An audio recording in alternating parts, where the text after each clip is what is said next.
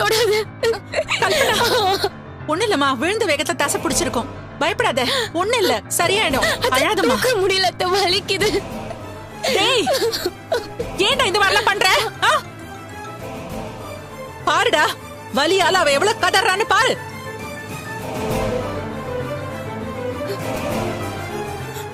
இவ்வளவு முரட்டுத்தனம் உனக்கு எங்க இந்திரா வந்துச்சு? விட்டா அவளை கொன்னுடுவ போல இருக்கே. அம்மா, நான் எதுவும் வேணும்னு தள்ளி விடலம்மா, நான் லேசா தான் தள்ளேன். லேசா தள்ளினா எப்படி அவ கீழே விடுவா? இப்படி என்னடா உனக்கு ஆவேசம்? ஒரு அப்பாவி பொண்ணு இப்படி அழ வச்சிட்டியே, மனுஷனடா நீ? ஐயோ அத்தை, ரொம்ப வலிக்குது அத்தை, என்னால முடியல. ஹாஸ்பிடல் கூட்டிட்டு போங்க அத்தை, ப்ளீஸ், என்னால முடியல. சித்ரா, ஆட்டோக்கு ஃபோன் பண்ணு. இந்தா ஃபோன் பண்ணு சீக்கிரம். சரிம்மா. அம்மா, நான் ஹாஸ்பிடல் கூட்டிட்டு போயிட்டு அப்படியே போலீஸ் ஸ்டேஷன் போயிட்டு வந்துடுறேம்மா. இவங்க எல்லாம் ஜெயில தலைவா, எனக்கு ஆத்திரம் அடங்காதம்மா. ஏய், அங்க போனாலும் நம்மளோட மானம் தாண்டி போகும். இந்த பாரு, பிரச்சனை எதுவும் வேண்டாம், இவளை கூட்டிட்டு ஹாஸ்பிடல் மட்டும் போயிட்டு வந்துரு. ஏய் சித்ரா, ஆட்டோ கிடைச்சிச்சா? என்னடி? ஆட்டோ வருதுமா. சரி, இவளை தூக்குபா. பாத்து மெதுவாமா, பத்திரம். அண்ணி, ஏய் சித்ரா, பஸ் போ, பார்த்து பத்திரமா போயிட்டு வாங்க. அண்ணி.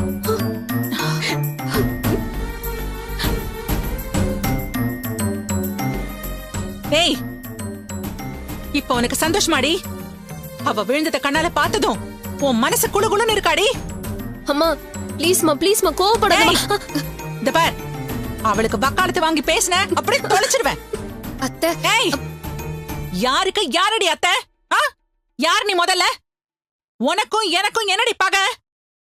இந்த குடும்பத்தை அழிக்கணும்னு ஏன் இப்படி கங்கண கட்டிக்கிட்டு அலைஞ்சிட்டு இருக்க?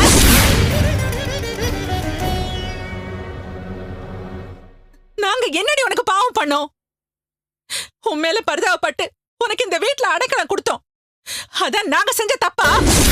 அம்மா, அதுக்கு நன்றி கடனாதான் நீ என்ன பழி வாங்கிட்டு இருக்கியா?